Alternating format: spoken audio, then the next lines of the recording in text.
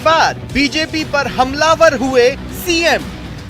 कि जोधपुर में जो कुछ हुआ कोई ऐसा मुद्दा नहीं था कि जहाँ दंगा भड़कने की स्थिति आए। ये तो हम लोगों ने दंगा की कहीं करने नहीं दिया, होने नहीं दिया। बीजेपी में राजस्थान के नाम से घबराहट। राजस्थान के नाम से इनकी नींद हराम हो रही है दिल्ली के अंदर। पूरे मुल्क में बीजेपी का टारगेट है राजस्थान। बीजेपी का अभी पूरे मुल्क में टारगेट कोई है तो राजस्थान है। चुनाव में जनता सिखाएगी सबक।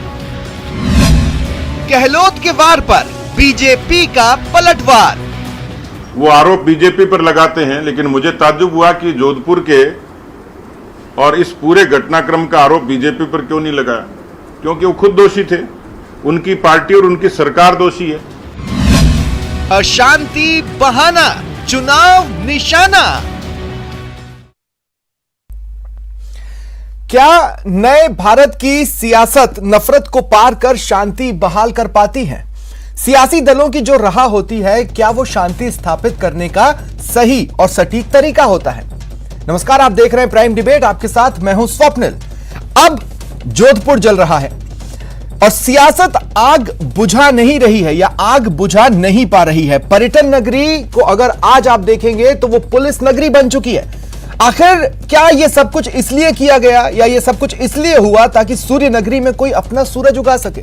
ये बहुत बड़ा सवाल है। आज इस पर चर्चा करने की कोशिश करेंगे, क्योंकि सियासत उसी ओर इशारा कर रही है कि अपना सूरज उगाने के लिए जोधपुर आज इस हाल में पहुंचा है। आज जो डिबेट के सवाल रहेंगे आपको बता देता हूं। सवाल नंबर 1, जोधपुर में जो ये पूरा घटनाक्रम रहा है, संयोगवश या जैसे अन्य अपराध होते हैं उसी कड़ी में हुआ, या फिर सचमुच ये किसी साजिश का हिस्सा है? साथ ही जैसे कि सीएम का कहना है कि सरकार को बदनाम करने की कोशिश बीजेपी की ओर से की जा रही है, या फिर बीजेपी की विचारधारा वाले जो संगठन है देश में उनकी ओर से। तो सवाल उठता है कि क्या जो कुछ भी हुआ वो सरकार को बदनाम करने के लिए हुआ? यह आरोप आखिर कितना सही है, इसमें कितना दम है, खंगालने की कोशिश करेंगे। और सवाल नंबर 3, और ये बहुत अहम सवाल है, और इस सवाल के पीछे का जो रीजन है वो मैं डिबेट के दौरान आपके सामने रखूंगा। सवाल यह है कि तुष्टीकरण बहाना है क्योंकि चुनाव निशाना है। तो चर्चा के लिए मेरे साथ जो गेस्ट पैनल जुड़ रहा है आपको इंट्रोड्यूस करवा देता हूं। मेरे साथ जुड़ रहे हैं स्वर्णिम चतुर्वेदी जी, कांग्रेस प्रवक्ता हैं, पंकज मीणा जी बीजेपी नेता हैं, और महेश शर्मा जी वरिष्ठ पत्रकार हैं। आप सभी का स्वागत है न्यूज 18 राजस्थान पर। स्वर्णिम जी, मैं आपसे शुरुआत करना चाहता हूं। स्वर्णिम जी, मुझे एक बात थोड़ा सा समझाने की कोशिश कीजिए। हो सकता है कि मेरा नॉलेज कम हो या मेरा जनरल नॉलेज सही ना हो, लेकिन अगर प्रदेश में लॉ एंड ऑर्डर बिगड़ता है तो ये किसकी जिम्मेदारी होती है? देखिए स्वप्निल जी, ना तो आपका जनरल नॉलेज कम है, बस विश्लेषण की बात। अगर विश्लेषण करके देखिएगा तो ये स्पष्ट सामने आ जाएगा कि प्रदेश में लॉ एंड ऑर्डर बिगाड़ने की भरपूर कोशिश हुई। और आप देखिए, जहां तक जोधपुर की घटना का प्रश्न है, वहां पे एक बहुत बड़ी घटना हो। देखिए, हम रोक पाए ना? मैं यही आपको बता रहा हूँ। तो हुई, मैं यही बता रहा हूं। सुनिए, झड़प हुई लेकिन हिंसा नहीं हुई, दंगा नहीं हुआ। जो दंगा भड़काना चाहते थे, दंगा में उसको तब्दील कराना चाहते थे, उसको रोका। आप ये एक इमेजिन करिए, आप इसको ये सोच करके देखिए कि जहां पे जोधपुर में कई लाख लोग सड़कों पर थे, जिस वक्त कई लाख लोग सड़कों पर थे, चाहे नमाज के बहाने थे, चाहे परशुराम आका तीज के जुलूस के बहाने थे, उस वक्त उस मॉब को कंट्रोल करने का काम पुलिस ने किस मुस्तैदी से किया होगा, प्रशासन ने, सरकार ने किस मुस्तैदी से किया होगा, उनको घरों तक, उनके अंदर पहुंचाने का कार्य कितना मुश्किल रहा होगा। इसलिए पुलिस प्रशासन नहीं, लेकिन मॉब कितनी बार था स्वर्णिम जी? मुझे सच बताइए, आपकी जानकारी में क्या है, मॉब कितनी बार हुआ? इनिशियली स्टार्टिंग पॉइंट क्या था? आपको घटनाक्रम तो पता ही होगा, ऐसा तो हो नहीं सकता कि पता ना हो।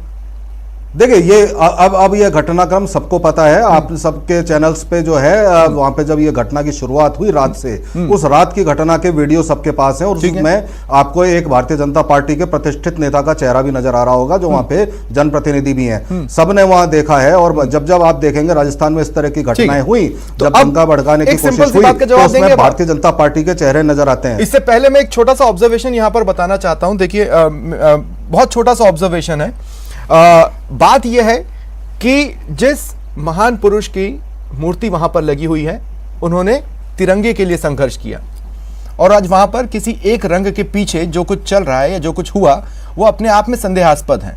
अभी अगर मैं टीवी स्क्रीन पर देखूं तो देखिए दिखाना कितना जरूरी होता है। पंकज मीणा जी एक भगवा रंग की टोपी पहन कर आए हैं और स्वर्णिम जी एक जिस टी शर्ट में है वो भी हम देख पा रहे हैं। अब ये सहयोग है या साजिश, स्वर्णिम जी? देखिए, आप जहां तक मेरी बात कर रहे हैं, आज बुधवार है, बुधवार को हरा रंग हमारे यहाँ पहनने की परंपरा है। ठीक है। और निश्चित रूप से माता पार्वती का जो उर्वरता का जो संदेश है, ये माना जाता है कि उनको जो वस्त्र तो पहनाए हम इसे जाते सहयोग हैं, भी नहीं कह जिससे सकते कि देश और में हम इसे खुशहाली साजिश बढ़े, भी नहीं उसके कह लिए हरा सकते। रंग मतलब होता जो है। होना होता है वो होता है। अब अगर मान लीजिए जोधपुर में जो हुआ वो इस कड़ी में नहीं था और आप ये कह रहे हैं कि साजिश है, तो एफआईआर में एक भी साजिशकर्ता का नाम क्यों नहीं है? एफआईआर में बीजेपी पार्टी क्यों नहीं है? बताता हूँ, सुनिए। या सब कुछ जो भी होगा वो मेरी सब बात सुनिए। बीजेपी की जिम्मेदारी? देखिए, अब मैं आपको पूरी घटनाक्रम बता देता हूं। हाँ। आप ये देखिए, सबसे बड़ी बात आपने कहा कि महान पुरुष जो है हमारे स्वतंत्रता सेनानी, जिन्होंने देश की आजादी के लिए भूख हड़ताल करते हुए अपनी जान वहां पे कुर्बान की, उनकी मूर्ति वहां पे स्थापित है। मूर्ति को सब नमन करते हैं। वहां पे ये अफवाह फैलाई गई पहले तो कि उस मूर्ति को एक समुदाय विशेष ने खंडित कर दिया, तोड़ दिया और वहां पाकिस्तान का झंडा लगा दिया। उसके बाद भारतीय जनता पार्टी के एक नेता वहां पे पहुंचते हैं और पहुंचने के बाद जब वो देखते हैं कि वहां पे ये तो कोरी अफवाह निकली, तो वहां कानून अपने हाथ में लेते हुए वहां पे जो इजाजत से जो लाउड स्पीकर लगे हुए या सजावट हो रही है, उसको तोड़फोड़ की कार्रवाई की जाती है, जिसको पुलिस ने रोका। उसके मतलब आपके पास ये जानकारी नहीं पहुंची कि उस मूर्ति का चेहरा ढका गया था, है ना? देखिए, मैं नहीं, आपके पास ये जानकारी पहुंची या नहीं पहुंची? देखिए, खंडित करना, उस पे टेप लगाना, ये सब अफवाहें थी। मतलब और मूर्ति बिल्कुल सुरक्षित आज भी वहां मौजूद है। आप टीम भेज करके देख सकते हैं। ठीक है, तो बस मुझे सिर्फ इतना बताइए ना कि अगर ये सब कुछ साजिश था तो बीजेपी एफआईआर में पार्टी क्यों नहीं है? बीजेपी का नाम एफआईआर में क्यों नहीं है? उन साजिशकर्ताओं को आप क्यों बेनकाब नहीं कर रहे हैं जिनकी ओर सीएम साहब खुद इशारा कर रहे हैं? छोटा सा सवाल है ना, होना चाहिए था ना इनका भी नाम एफआईआर में। बिल्कुल, आपके छोटा सा ही जवाब है इसका कि 90 से अधिक लोग वहां पे पुलिस की अभिरक्षा में हैं और पुलिस द्वारा अभी स्टेटमेंट जारी होगा। ऑफिशियल स्टेटमेंट का आप इंतजार करिए। पुलिस जारी करके आपको सारी घटनाक्रम में जो भी उसमें अपराधी हैं, एफआईआर है जिसमें आप ये देखिए कि 6 मुख्य हिंदू को आरोपी बनाया गया है, मुख्य आरोपी बनाया गया है 6 हिंदुओं को और 6 मुसलमानों को। इसके अलावा 100 से 150 मुसलमानों को आरोपी बनाया गया है जो नामजद नहीं है और 100 से 150 हिंदू आरोपी बनाए गए हैं जो कि नामजद नहीं है। तो जब इतना कुछ अज्ञात या इन सब पर चल ही सकता था तो बीजेपी का नाम भी डाल देते। भाई आप कह रहे हैं ना साजिश है। देखिए स्वप्निल जी, अब सुनिए आप, मैं तो आपको एक ही चीज कह रहा हूं। हमने हमेशा ये कहा कि जब जब यहाँ पे दंगा फैलाने की कोशिश होती है या इस तरह का उपद्रव होता है संप्रदाय को लेकर के, तो उसके पीछे भारतीय जनता पार्टी के चेहरे निकल के सामने आते हैं, भारतीय जनता पार्टी के नेताओं के चेहरे सामने आते हैं। ये हमने करौली में भी देखा, हमने राजगढ़ में भी देखा और जोधपुर में भी पुलिस इसका खुलासा करेगी। दूसरी चीज, वहां पे सबसे दुखद घटना जो हुई वो ये हुई कि जब पुलिस ने वापस घटना जो बड़ी क्यों नहीं है, या आप में इतना बाकी नहीं आप वहां पहुंचा सके जहां उनकी सही जगह? बिल्कुल पहुंचा रहे ना। करौली में मुख्य आरोपी है भगोड़ा है, सुनिए, भगोड़ा है, उसकी संपत्ति कुर्क करने की कार्रवाई प्रारंभ हो चुकी है। आरोप तो आला कमान तक लगाते हैं ना, भगोड़ा है, उस पर तो आरोप आला कमान तक लगाते हैं। आपकी एफआईआर में नरेंद्र मोदी और अमित शाह का नाम भी होना चाहिए था, है तो नहीं? देखिए, मैं आपको एक चीज मैं बताना चाहता हूं कि अगर आप भारतीय जनता पार्टी पे हम आरोप लगा रहे हैं तो क्या गलत लगा रहे हैं? क्या भारतीय जनता पार्टी के नेताओं ने वहां पे आरोप लगा रहे हैं? सीएम जब बोलेंगे हम उसको ऑफिशियल स्टेटमेंट मानेंगे। सीएम आरोप नहीं लगा रहे हैं, सीएम ये कह रहे हैं कि वहां से इशारा मिला है, मतलब उनके पास कोई जानकारी है। ऐसे इशारे पर तो आपको एफआईआर कर देनी चाहिए थी, या फिर ये बोलिए हम आरोप लगा रहे हैं, हमें नहीं पता ऐसा है कि नहीं। तो सर स्वप्निल जी जवाब सुन लीजिए ना, फिर मेरा 2 लाइन में मैं आपको जवाब देता हूं, उसके बाद आप जो कहेंगे उसका भी जवाब मैं दूंगा। देखिए, सबसे बड़ी बात यह है कि भारतीय जनता पार्टी जो विपक्ष की भूमिका निभाने में जब यहाँ पे असफल रही, कि सरकार के खिलाफ कोई मुद्दा उठाने में असफल रही, सरकार की नीतियों के खिलाफ कोई आंदोलन करने में असफल रही, उसके बाद भारतीय जनता पार्टी के क्या केंद्रीय नेतृत्व ने इन सबको बुला करके सांसदों को वहां पे तायद नहीं किया? तायद करने के जस्ट बाद क्या होता है, जैसे ही राजस्थान लौट के आते हैं, कभी करौली में घटना होती है जहां पे भारतीय जनता पार्टी के नेता लिप्त पाए जाते हैं, राजगढ़ की घटना होती है वहां भारतीय जनता पार्टी के नेता लिप्त पाए। बात का जवाब यहाँ पे सबसे दुखद घटना ये हुई कि जिस लेकिन मैं पंकज मीणा जी आपके पास आ रहा हूं, ठीक है सही, आपके पास आऊंगा। पंकज मीणा जी, अब मुझे आप एक बात का जवाब दीजिए। जिस तरह से आपने शांति स्थापित करने की कोशिश करौली में की, राजगढ़ में की, अब आप जोधपुर में कर रहे हैं, क्या शांति ऐसे स्थापित होती है? अगर ऐसे स्थापित होती है सर, तो कभी मेरे परिवार में झगड़ा हो तो हमें आके मत समझाना। बिल्कुल स्वप्निल जी, ये राजस्थान का दुर्भाग्य है कि उन्होंने केवल 0.5% अधिक मतों से जिस सरकार को यहाँ चुना राजस्थान में, उसकी 40 माह की सरकार में पिछले 40 माह में 40 से ज्यादा दंगे सांप्रदायिक वारदातें हो चुकी है। और दुर्भाग्य देखिए कि यहाँ राजस्थान जल रहा है। राजस्थान में कभी करौली, कभी अलवर, कभी जोधपुर दंगे पे दंगे हुए जा रहे हैं और माननीय मुख्यमंत्री दंगों की नई परिभाषा गढ़ रहे हैं। माननीय मुख्यमंत्री कहते हैं कि जब तक मौत ना हो उसको दंगा नहीं माना जाए। 3 साल की बच्ची के पैर तोड़ दिए गए, वो दंगा नहीं है। 6 साल की बच्ची। एक पुरुष के तेजाब डाल के पांव जला दिया गया, वो दंगा नहीं है। एक व्यक्ति के पीठ में चाकू घोंप दिया गया, वो दंगा नहीं है। मुख्यमंत्री जी इंतजार कर रहे हैं या शायद अपने कैडर को ये इशारा कर रहे हैं कि जब तक मौत नहीं होगी इसको दंगा नहीं माना जाएगा। मैं ये कह रहा हूं कि नीरो के साथ और भी तो लोग शहर में रहे होंगे, वो क्या कर रहे थे? आप क्या कर रहे हैं? आप बंसी नहीं बजा रहे हैं और न ही शांति स्थापित करने की कोशिश कर रहे हैं। आप जो भी कर रहे हैं उससे शांति कैसे स्थापित होती है, मुझे ये तो समझाइए। आप मुझे बताइए, जोधपुर की घटना हुई, पिछले 24 घंटा में भारतीय जनता पार्टी ने जिस प्रकार से घूम फिर के हर अपने फेल्योर के अंदर भारतीय जनता पार्टी को घुसेड़ने की कोशिश करती है कांग्रेस। आप बताइए, भगवान परशुराम जी की जयंती मनाना अपराध है? रामनवमी मनाना अपराध है? हनुमान जयंती मनाना अपराध है? और अगर इन हिंदू त्योहारों की हम किसी प्रकार की तैयारी करते हैं हिंदू समाज, तो उसमें भारतीय जनता पार्टी को अपराधी बना दिया जाता है। ये कहां का न्याय है और कौन सी कांग्रेस की परिभाषा है? हर त्योहार के ऊपर दंगे हो रहे हैं, हर त्योहार के ऊपर प्रतिबंध लग रहा है। जब ये सब एक बात और कहूंगा, पंकज जी मेरी बात को समझिए ना। मैं कह रहा हूं कि जब ये सब हो गया जी, तो आप जो कर रहे हैं उससे शांति स्थापित नहीं होती। आप ये बात समझ रहे हैं ना? मैं पूरी जिम्मेदारी के साथ ये बात कह रहा हूं। बिल्कुल, देखिए शांति स्थापित करने के लिए जब सीएलजी सदस्यों की मीटिंग हुई, वो धड़ा जो मानने को तैयार नहीं था वो आपका था।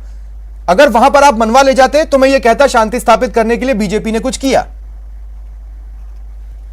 स्वप्निल जी, मैं आपको अपडेट कर देता हूं। कल जब ये घटना हुई, घटना के तुरंत बाद में माननीय सांसद हमारे वहां के केंद्रीय मंत्री गजेंद्र सिंह जी घर घर गए, लोगों को रोकने की कोशिश की। और आपको शायद इस बात के भी आपके भी वीडियो आगे होंगे कि जनता उनका कहना मान के रुक भी रही थी, परंतु एक पक्ष की तरफ से लगातार हमले हो रहे हैं, एक पक्ष की तरफ से लगातार पुलिस को पीटा जा रहा है। और फिर ये उम्मीद कर रहे हैं कि साहब शांति स्थापित करने का काम सरकार का नहीं है क्या? सरकार क्या कर रही थी? मुझे एक बताइए। मैं आपके माध्यम से एक प्रश्न पूछना, भारत की जो सियासत है ना, स्वप्निल जी, आपके माध्यम से एक प्रश्न पूछना चाहता हूं। स्वप्निल जी, मैं आपसे एक प्रश्न पूछना चाहता हूं। पूछिए, चलिए। परसों रात को घटना हुई, परसों रात को एक घटना हुई, और घटना के बाद में क्या 144 लगाने की आवश्यकता नहीं थी? घटना के बाद में क्या इंटरनेट बंद करने की आवश्यकता नहीं थी? आपने क्यों सुबह 10 बजे तक का इंतजार किया? क्यों आपने इंतजार किया कि वहां एक मॉब इकट्ठा हो जाए और मॉब जिस प्रकार से वह भड़काऊ कार्यवाही करे, उसका आपने इंतजार क्यों किया? आपने राजस्थान के अंदर रामनवमी के अंदर धारा 144 लगाई, आपने हनुमान जयंती के ऊपर 144 लगाई।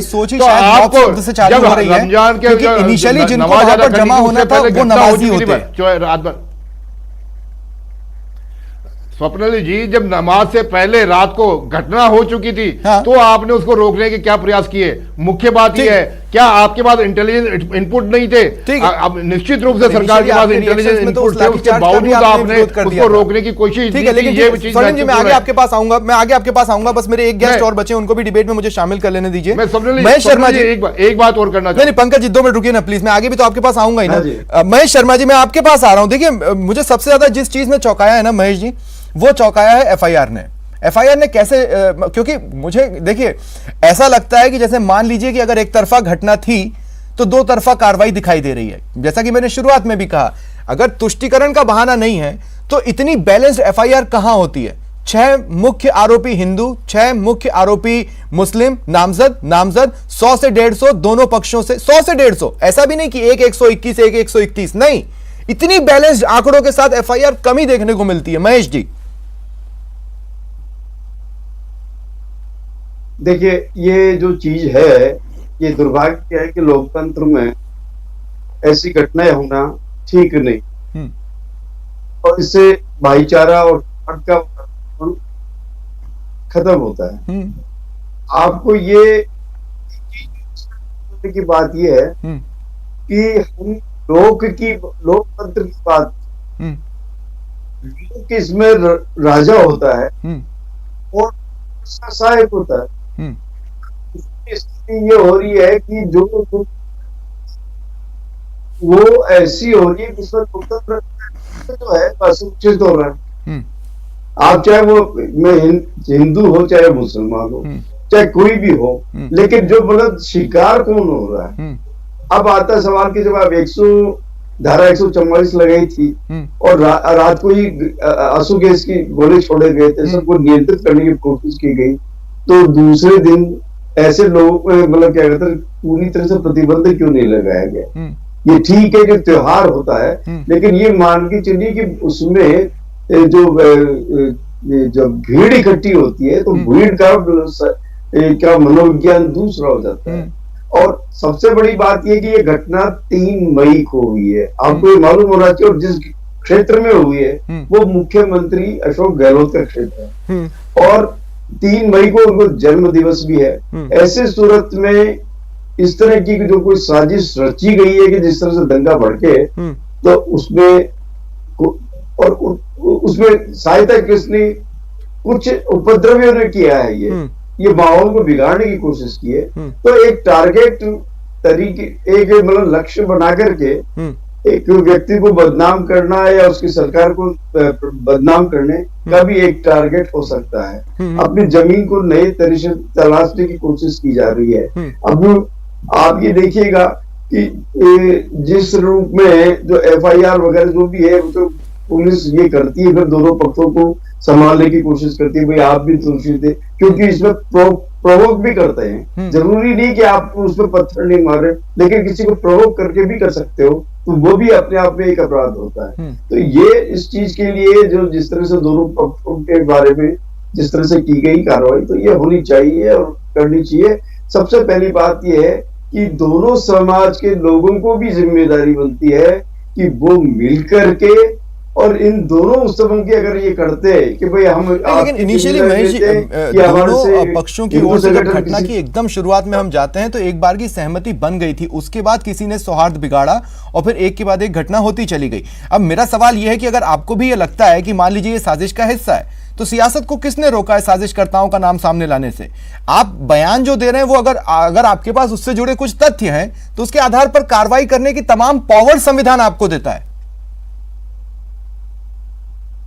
नहीं, बिल्कुल सही है, ये बिल्कुल आपको कार्रवाई करनी चाहिए और सख्ती से करनी चाहिए, क्योंकि ये जो घटना है वो सामान्य नहीं घटना है। एक के बाद एक मतलब क्या होता है ना, वातावरण बिगड़ता, माहौल बिगड़ता, भाईचारा का माहौल मतलब प्रभावित होता है। इन सब चीजों को ध्यान में रखते सबसे बड़ी बात यह है कि जो भी राजनीतिक दल जिस तरह से आरोप प्रत्यारोप वगैरह एक दूसरे पर लगा रहे हैं, तो उसमें कहीं ना कहीं ये भी है कि 2023 का चुनाव लेकिन लक्ष्य है, वोटों को ध्रुवीकरण के प्रयास में भी एक इस कड़ी को देखा जा सकता है। ठीक है, बात यह है कि प्रशासन ने वहां मतलब जो कार्रवाई की है, तो उस कार्रवाई में वो इतना चौकन्ना क्यों नहीं रहा कि रात को ही जो घटना हुई है वो दूसरे दिन कैसे घटना घटी है।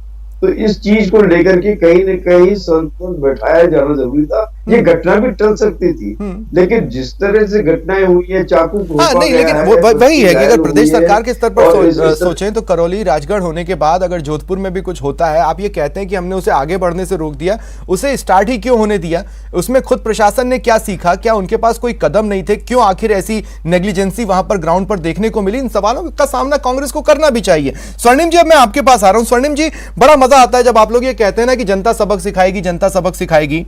अब देखिए, कई चुनावों में देश भर में आपको जनता सबक सिखा रही है। चलिए मान लीजिए कि राजस्थान में जनता बीजेपी को सबक सिखा भी देती है, तो मैं ये कह रहा हूं फिर उसमें से आपने सबक क्या लिया? देखिए स्वप्निल जी, 2 घटनाएं हुई बड़ी हास्यास्पद। मैंने आपको पहले भी बता रहा था वहाँ पे कि सबसे पहले हुआ जब भारतीय जनता पार्टी के नेता वहाँ पे पहुँच करके लाउड स्पीकर वगैरह तोड़ने का काम करते हैं। दूसरी घटना हुई जब पत्थरबाजी की, जब ये सारा ये उपद्रव एकदम से बढ़ा। वो कब बढ़ा? जब भारतीय राष्ट्रीय झंडे को वहाँ पे पुलिस वालों ने वो चौराहे पर लगाया और उसका विरोध भारतीय जनता पार्टी के नेता वहाँ जाके करते हैं और पत्थरबाजी की घटना करते हैं। आप ये बताइए, यहाँ पे सब प्रश्न उठा सकते हैं, लेकिन आप ये कह रहे हैं कि प्रारंभिक में ये बात पता चल रही है कि बीजेपी ने तिरंगे का विरोध किया। ये तो सबने देखा है वहां पे। और आप ये बताइए कि आपको मैं एक चीज बताता हूं, आपने अभी भीड़ मनोविज्ञान की बात की। भीड़ मनोविज्ञान की बात करते हुए क्या आप ये भूल सकते हैं कि आप ये अपनी सोच के देखिए, कि अगर लाखों लोग सड़कों पर थे, जो घरों के बाहर सड़कों पर कोई नमाज के बहाने था, कोई अगर जुलूस कोई के बहाने एक ही था, रंग की चीज उनको है नियंत्रित स्वर्णिम जी, कैसे किया तो होगा, झंडे और पुलिस ने फर्रे कैसे में नहीं अंतर किया? होता है, ये आपको क्या पता है ना, कितनी जो बड़ी फर्रियां घटना होती हैं वो हो अलग सकती होती थी? हैं और जो झंडे होते हैं वो अलग होते हैं। सुनिए, आपको मैं सिर्फ यही बता रहा हूं ना कि इस भीड़ को, लाखों की भीड़ अगर वहां सड़कों पे थी, कितना बड़ा दंगा हो सकता था। इसको अरे बाबा, रोका मैं मान एक रहा हूं भारतीय स्वर्णिम जनता जी, लेकिन पार्टी मुझे का एक नाम बात आप ये बताइए, बताइए। ये सारी सुनिए, चीजों की परमिशन मेन चौराहे पे दी, सुप्रीम कोर्ट ने कहा है कि रोड ब्लॉक की स्थिति कभी बनना नहीं चाहिए, वो बनने की भी परमिशन आपने दे दी, फिर आप कह रहे हैं कि स्थिति इतनी बेकाबू हो गई। तो क्या कर रहे हैं आप, क्या सीखा फिर आपने? हमने तो स्वप्निल जी काबू में रखा, और सबसे बड़ी बात यह है कि भारतीय जनता पार्टी काबू के में किसी रखा एक क्या? नेता शाम का आप रात बता की दीजिए घटना के जिसने बाद आप इतना शांति भी नहीं बहाली समझ की पाए अपील कि की हो। चीजें बिगड़ ना सकती हैं? करौली में अब रोक ना देते हैं कहीं, कुछ चीजों को। केवल और केवल भाई धारा 144 में आग ही हिंदुओं ने कोयला त्योहार मनाए डालना, हैं ना, इसके अलावा कुछ काम इसी नहीं धारा है। 144 में ही हमने मुसलमानों ने मनाए, रमजान यहाँ पे मनाया पूरे है ना, राजस्थान तो में- जोधपुर में भी कर लेते वो। स्वप्निल जी यहाँ राजस्थान में भी धारा 144 के तहत इजाजत देकर के रामनवमी के जुलूस वही सभी मैं समुदायों ने राजस्थान की मिलकर बात के कर रहा हूं। निकाले, और इसीलिए मैं बोल रहा हूं कि बिल्कुल, और ये एहतियातन जोधपुर रात में की क्यों घटना के हुआ? बाद एहतियातन प्रशासन ने क्या किया? कुछ नहीं, सुबह भीड़ लगने दी। देखिए, जो मेरी बात सुनिए, भीड़ लगने वाली बात नहीं है। जिस चीज की इजाजत थी, चाहे जुलूस निकलना था, वो भी निकला, क्योंकि ये आपस में सहमति हुई थी, और आपस में सहमति करके पुलिस को आश्वस्त किया था सभी लोगों ने वहां पे, और उसके बाद उन्होंने अगर उस आश्वासन को नहीं मुझे नहीं पता कि रखा, पुलिस तो को उसमें कैसे उनके इतनी लिए वो आसानी से भुगतेंगे। बेवकूफ बनाया जा लेकिन सकता है। हमने कभी कोशिश भी की हो तो हम मुंह की खा लेते। पुलिस इतनी आसानी से बेवकूफ बनती नहीं है, उनका अपना एक नेटवर्क होता है, उनके अपने इन्फॉर्मर्स होते हैं। तो फिर आप कहिए कि सिरे से देखिए, पुलिस वहां का की नहीं पुलिस काम फेल हो किया। गई, हटाइए उन लोगों को, नहीं चाहिए ऐसे लोग। देखिए स्वप्निल जी, आप एक चीज बताइए मुझे, आप सिर्फ मेरे को सिर्फ इतना सा जवाब दीजिए, मैं आपसे एक छोटी सी गुजारिश कर रहा हूं कि अगर लाखों लोगों की भीड़ नियंत्रित नहीं की गई होती और पुलिस अगर अपने कार्य करने में फेल हो जाती, समय पे वही